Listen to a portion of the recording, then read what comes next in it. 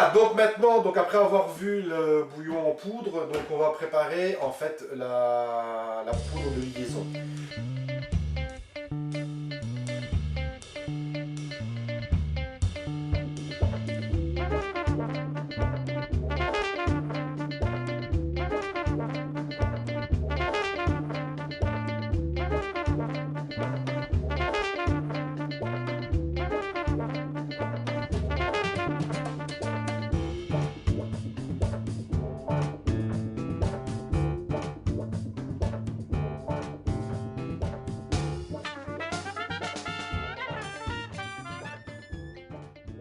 Celle-ci est très importante parce que nous allons faire des plats en sauce. On arrive là, maintenant on est donc à l'entrée de l'hiver et on va devoir lier des sauces. Hein. Donc on a la saison du gibier qui va commencer. D'ailleurs, je vous prépare une petite recette de gibier. Donc on va devoir lier des sauces. Ben, au lieu d'employer des maïzena, des produits de liaison de toutes sortes dans lesquels on retrouve du maïs transgénique, etc. Nous allons faire ici donc une poudre de liaison tout à fait donc meilleure que celle que l'on retrouve dans le commerce. Alors il faut savoir que cette base de poudre de liaison peut lier aussi bien des sauces blanches que des sauces brunes, hein, parce que vous savez bien qu'il y a différentes couleurs de sauce et celle-ci peut lier facilement, donc lie facilement donc, les deux sauces. De quoi avons-nous besoin? Eh bien c'est le même principe, hein, donc, je vous avais dit, préparez toutes vos poudres d'une seule fois, eh bien de notre hachoir. Hein. Alors ici on va avoir besoin, donc toujours avec mes dosettes, on va avoir besoin de 3/4 de tasse donc, de fécule de maïs. Ici j'ai acheté du fécule de maïs bio, garanti sans OGM et sans pesticides, herbicides et toutes sortes de saloperies. Hein. Donc je mets 3/4 de tasse donc, dans mon hachoir. Je vais avoir besoin donc de lait.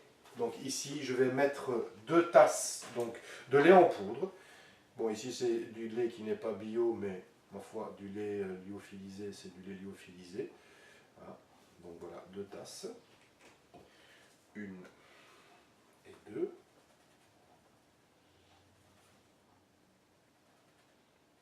Voilà. Alors ici pour vous dire, le lait entier en poudre, qu'est-ce qu'on a dedans? Ingrédients, lait en poudre. Voilà. Lait en poudre entier. Voilà. Donc, je mets du lait dedans. Je vais y mettre 2 cuillères à soupe, donc de nouveau les oignons que j'ai employés dans ma poudre de tantôt. Donc 2 cuillères à soupe de cette poudre-là. Voilà, 1 et 2. Voilà, c'est fait.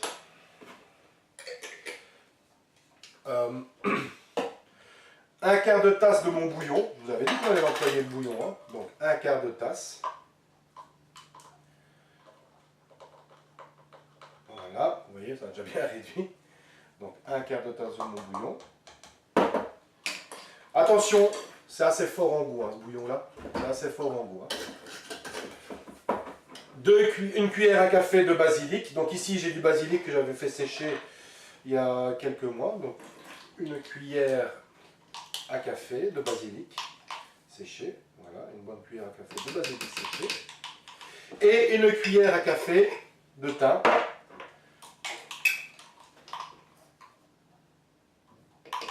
Voilà, une cuillère à café de thym. Et rebelote, ben je recommence le même procédé. Aujourd'hui, on va beaucoup employer le petit cutter. Hein. Donc rebelote, je recommence le même procédé. Et voilà. Bien, ma poudre de liaison, elle est prête. Vous voyez? Voilà la consistance, je vais vous montrer. Eh bien, c'est une poudre de liaison. Voilà. Ça sent vachement bon ça.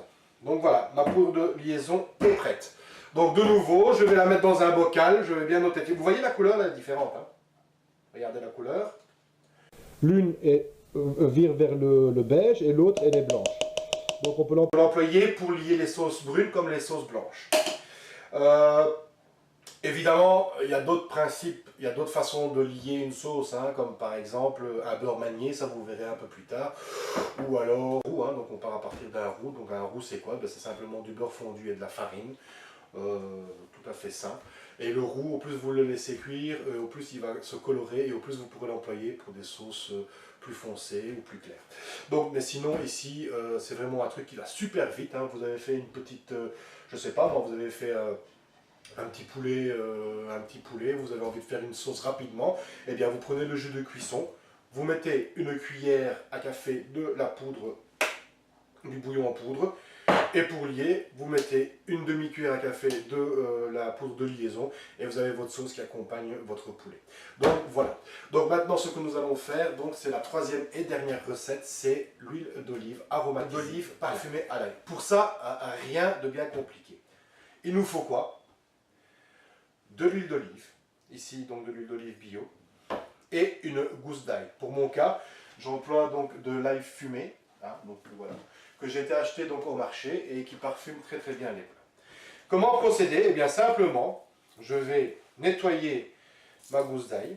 Alors je vais vous montrer, mesdames, une technique, j'espère qu'elle va fonctionner, qui va vous permettre de pouvoir peler l'ail sans trop d'effort. Donc en fait, vous retirez donc ici la racine de l'ail et vous mettez l'ail dans un bocal de mayonnaise que vous avez, ou un bocal en verre, que vous avez nettoyé et que vous avez laissé sécher. Voilà. Ça vous évitera d'avoir les mains qui sentent l'ail parce que ça sent très longtemps. Une autre technique aussi consiste à se frotter les mains avec du persil frais. Ça retire le goût de l'ail. Donc on enlève les petites feuillures donc, qui sont sur l'ail. Voilà. Hop. C'est de l'ail bien frais, du marché, de l'ail fumé.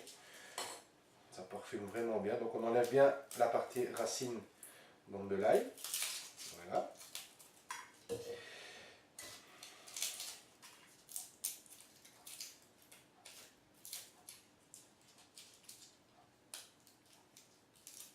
La partie dure qui est en dessous. Une fois que c'est fait, je ferme le bocal correctement. Voilà. Et je vais le secouer.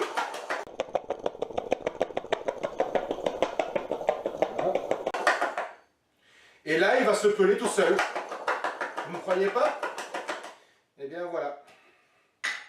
Regardez. L'ail s'est pelé tout seul. Je ne mens pas.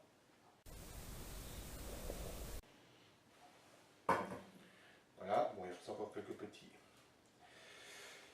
feuilles dessus.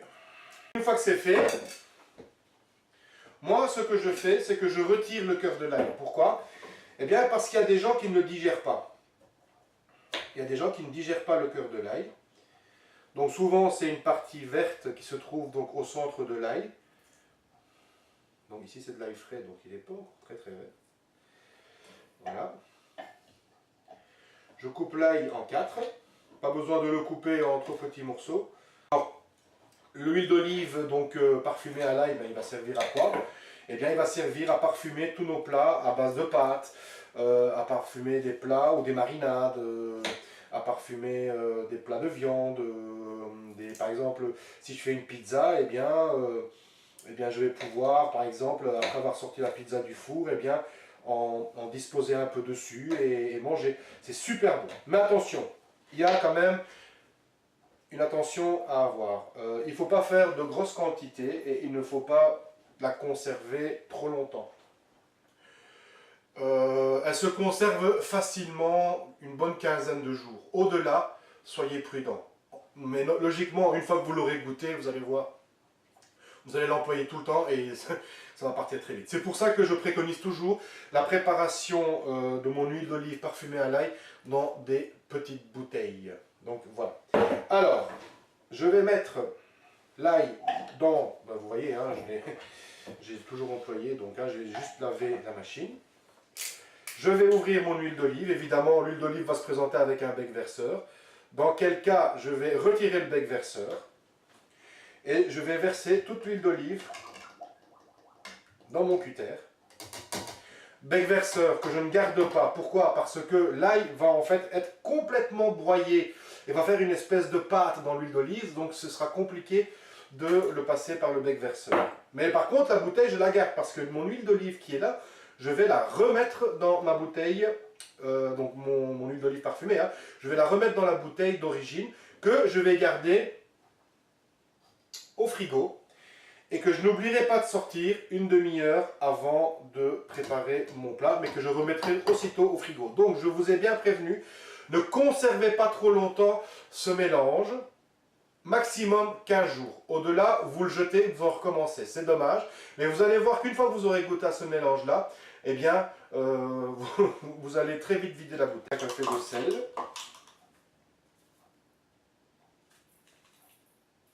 Voilà.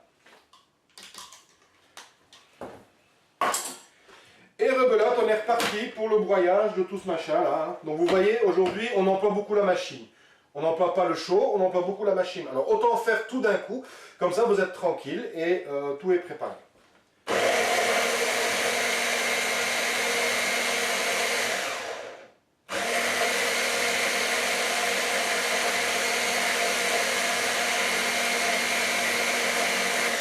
Donc vous allez broyer donc, votre mélange huile d'olive, donc vous allez faire une sorte d'émulsion, hein, huile d'olive, ail et sel, et ça va faire une sorte d'émulsion. Une fois que j'ai terminé, eh bien, je vais remettre donc ce mélange dans sa bouteille d'origine.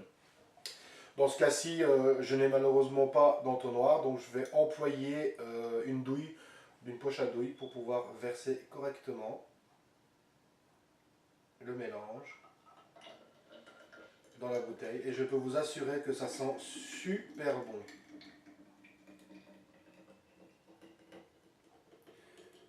Évidemment, en ayant rajouté l'ail, il va nous rester toujours un fond de ce mélange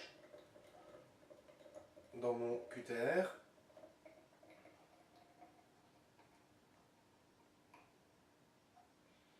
Voilà. Une fois que c'est fait, je referme la bouteille, je la frotte et je la mets au frigo. Le fond qui reste là, je vais préparer un petit plat pour moi et je vais pouvoir le déguster. Donc voilà. Eh bien, nous arrivons à la fin donc, de ces 3 recettes. Hein, donc le bouillon en poudre, la poudre de liaison et l'huile d'olive parfumée à l'ail. Donc je vous rappelle, attention, pas plus de 15 jours dans votre frigo. D'accord? Au-delà, mais comme je vous ai dit, c'est tellement bon que vous allez l'employer assez régulièrement. Mais vous pouvez aussi en faire des petites quantités, mais c'est quand même du chipotage à chaque fois. Vous allez devoir cuisiner, sortir le cutter, faire ci, faire ça. Alors autant en préparer une petite quantité et l'employer et en faire régulièrement. Donc voilà, donc je vous remercie de votre attention et si vous avez aimé, eh bien partagez cette vidéo sur Facebook, allez aimer ma chaîne YouTube, donc d'autres recettes vont commencer à se rajouter au fur et à mesure. Donc en fait le principe c'est quoi? C'est essayer de vous faire réaimer la cuisine, c'est essayer de vous faire réapprécier le fait de cuisiner tout seul, de cuisiner à plusieurs, de préparer des bons plats, de rencontrer des producteurs parce que je vais aller vers les producteurs. Je vais vous présenter aussi mon potager parce que j'ai un potager où je fais pousser mes légumes. D'ailleurs, la prochaine recette que je vous montrerai sera faite à base de choux de Bruxelles. Je vais vous montrer comment préparer le chou de Bruxelles sans qu'il y ait cette espèce d'âcreté, d'amertume dans le chou de Bruxelles que beaucoup de gens n'aiment pas, hein, pour essayer. Je vous montrerai comment on prépare aussi les choux kale, hein, très à la mode les choux kale, hein, on en mange à Paris, hein, et c'est vendu très très cher.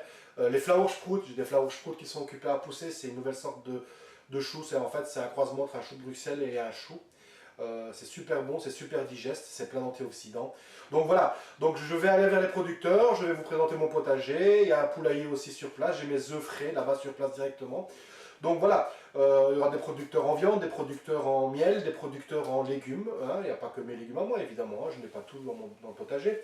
Mais je vais un peu vous présenter tout ça, pour vous donner cette envie de vouloir cuisiner sain, parce que n'oubliez pas que votre médecine est dans votre assiette. Au plus vous allez manger des plats industriels et au plus vous risquez d'avoir des problèmes de santé. Hein. On s'approche de plus en plus vers une alimentation saine, équilibrée. Donc tout ça je vais vous montrer. Et voilà, donc si vous avez aimé cette vidéo, enfin cette longue vidéo, hein, eh bien partagez autour de vous, parlez-en autour de vous et il y aura des surprises. Hein, il y aura des surprises. Et allez voir ma chaîne régulièrement ainsi que la page Facebook de Comme chez Georges. Donc voilà, un grand merci à vous et au plaisir de vous retrouver très très bientôt.